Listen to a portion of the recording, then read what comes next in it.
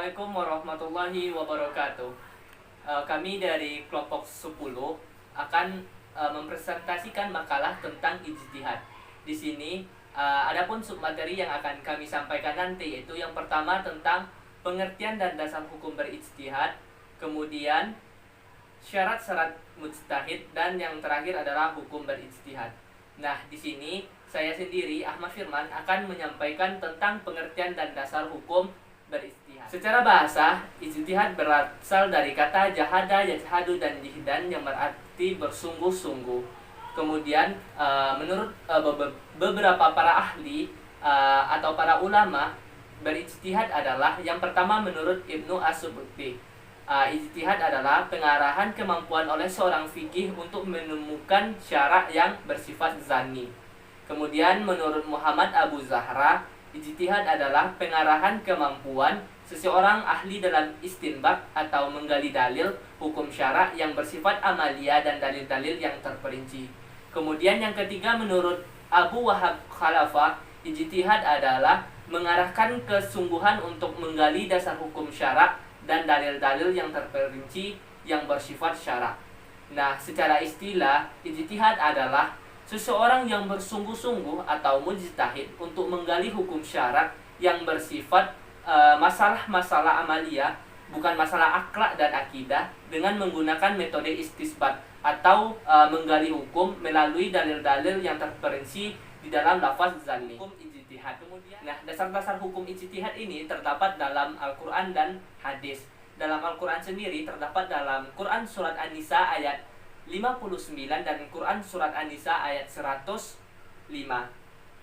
Pertama, Quran Surat An-Nisa ayat 59 yang artinya, hai orang-orang yang beriman, taatilah Allah dan taatilah Rasulnya dan ulil amri di antara kamu. Kemudian jika kamu berlainan pendapat tentang sesuatu, maka kembalikanlah ia kepada Al-Quran dan Rasulnya atau Sunnah.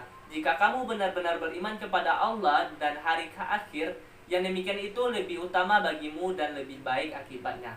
Kemudian dalam Quran Surat An-Nisa ayat 105 yang artinya, sesungguhnya kami telah menurunkan kitab kepadamu dengan membawa kebenaran. Nah, kemudian adapun sumber hukum ijtihad menurut hadis, yaitu hadis yang diriwayatkan oleh Amr bin As radhiyallahu anhu, yang artinya bahwa ia mendengar Rasulullah bersabda, apabila seseorang hakim menghukum dan dengan kesungguhan ia memperoleh kebenaran, maka baginya dua pihak. Apabila ia menghukum dan dengan kesungguhan ia salah, maka baginya itu pahala. Nah, menurut Luqman Al-Salafi dalam kitab Syarafa Bulughul Maram, ada kandungan dari hadis tersebut. Yang pertama, hukum pada setiap peristiwa hanya satu menurut Allah. Hukum itu terkadang ditemukan oleh orang-orang yang mencurahkan kemampuannya dan mengarahkan seluruh kekuatannya. Yang kedua, wajib mengarahkan kemampuan dan mencurahkan akal pikiran bagi hakim untuk mencari hukum. Yang ketiga, firman Allah dan sabda Rasulullah lebih mudah difahami dan lebih dekat dengan kebenaran daripada uraian ulama-ulama mazhab. Itu sebaiknya mempelajari Al-Quran dan hadis untuk memutuskan kasus yang terjadi dan tidak perlu untuk memusingkan perselisihan ulama fikih yang taklid dan ikut-ikutan. Nah, kemudian selanjutnya yaitu tentang syarat-syarat mujtahid yang akan disampaikan atau dijelaskan oleh saudara Robi Basar Alam. Bismillahirrahmanirrahim. Saya Robi Basar Alam. Sini saya akan melanjutkan materi tentang ijtihad mengenai syarat-syarat ijtihad. Meninjau syarat-syarat yang harus dimiliki seorang mujtahid, Wahbah Az-Zuhali menyimpulkan ada beberapa kriteria yang harus dipenuhi dari syarat-syarat seorang mujtahid. Yang pertama adalah mengerti dengan makna-makna ayat Al-Hakam yang terdapat di Al-Quran, memahami kandungan ayat Al-Hakam baik secara bahasa maupun secara istilah. Seorang mujtahid mengerti tentang lafal-lafal yang mengandung mantuk atau makna tersurat. Terus manfum, mumaffaqah atau makna tersirat. Terus manhum, mukhallafah atau makna kebalikan dari makna tersurat, serta paham tentang lafal-lafal yang mengandung segi jumlah seperti lafal-lafal umum dan khas atau khusus. Dengan cara menyampaikan illah atau sebab dengan menyatukan lafal-lafal yang dianggap sejalan dalam suatu lafal-lafal perintah maupun lafal-lafal yang mengandung larangan. Syarat kedua adalah mengetahui hadis-hadis hukum baik secara bahasa maupun secara pemakaian syariah. Menjadi seorang mujtahid sangatlah penting untuk mengerti dengan seluruh hadis-hadis hukum yang terdapat dalam kitab induk hadis yang diakui seperti Al-Bukhari, Muslim, Ahmad, Daud, Al-Tirmizi, An-Nasi, Ibnu Majah, dan lain-lainnya.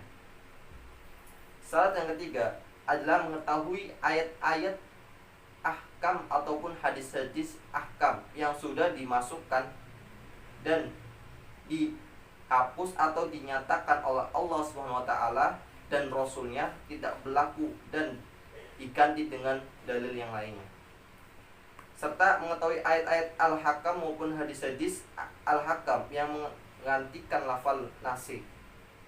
Sedangkan syarat yang keempat adalah mempunyai pengetahuan tentang masalah-masalah yang sudah mempunyai sifat hukum syara melalui dari hasil istiqma para ulama. Syarat yang terakhir adalah mengetahui tentang seluk beluk kias seperti syarat-syarat kias, rukun-rukunnya, tentang illah hukum dan cara menemukan illah itu dari ayat maupun hadis. Selanjutnya akan dilanjutkan oleh rekan saya pembahasan mengenai hukum ijtihad. Akan menjelaskan tentang hukum berijtihad. Dalam berijtihad merujuk pada dua syariat Islam, yaitu Al-Quran dan Sunnah. Dalam Al-Quran dan Sunnah memiliki dua macam-macam hukum. Yang pertama, hukum qat'iyat, yang ditegaskan oleh dalil. Kokohannya tidak akan berubah meskipun perubahan ruang dan waktu. Tidak boleh berikhtilaf terhadapnya. Tidak boleh ditolak atau diterima berdasarkan ijtihad semata-mata. Jenis inilah yang disebut oleh para pemikir sebagai hukum Islam dalam makna syariat. Yang kedua, hukum-hukum yang tidak ditetapkan secara jelas dan qat'i, baik periwayatannya maupun artinya, atau hukum zaniyat yang bersifat interpretable. Hukum-hukum ini dipahami karena adanya isyarat yang menunjukkan ke arah, sehingga timbul perbedaan paham, perbedaan sudut pandang, baik karena hal yang berkaitan dengan periwayatan ataupun penunjukan hukumannya. Jenis-jenis hukum-hukum inilah yang digunakan untuk berijtihad, sehingga maka muncullah pemikiran-pemikiran memperkirakan kemaslahatan, penalaran, kebaikan serta perubahan situasi keadaan yang mungkin saja menimbulkan perbedaan. Penelusuran terhadap sejarah tasyri' al-islami menunjukkan bahwa Rasulullah SAW memerintahkan umatnya untuk berijtihad. Misalnya terungkap dalam beberapa hadis. Antaranya hadis Mu'az bin Jabal. Sewaktu Rasulullah SAW hendak mengutus Mu'az bin Jabal radhiyallahu anhu untuk menjadi hakim di daerah Yaman, beliau sempat berdialog dengan Mu'az sebagai berikut contoh begini. Rasulullah SAW bertanya, bagaimana cara kamu menyelesaikan perkara jika kepadamu diajukan suatu perkara? Perkara itu seperti suatu masalah. Mu'az, aku akan putuskan menurut ketentuan hukum yang ada di dalam Al-Quran. Lalu Rasulullah SAW bertanya lagi kepada Mu'az, kalau tidak kamu dapatkan dalam kitab Allah, apa yang kamu akan lakukan? Lalu Mu'az pun menjawab, aku akan putuskan menurut hukum yang ada dalam sunnah Rasul, hadis maksudnya. Lalu Rasulullah SAW bertanya kepada Mu'az, kalau tidak juga kamu sampaikan dalam Al-Quran ataupun hadis, apa yang akan kamu lakukan? Lalu Mu'az pun berjawab, aku akan berijtihad dengan seksama. Kemudian Rasulullah SAW pun mengakhiri dialognya, percakapannya, lalu sambil menepuk-nepuk dada Mu'az. Seraya beliau bersabda, segala puji hanya untuk Allah SWT yang telah memberikan petunjuk kepada utusan Rasulnya di jalan yang diridhoi Allah dan Rasulnya. Oke, saya akan kembalikan ke moderator. Demikianlah penjelasan dari kelompok kami, yaitu mengenai ijtihad. Kurang lebih mohon dimaafkan.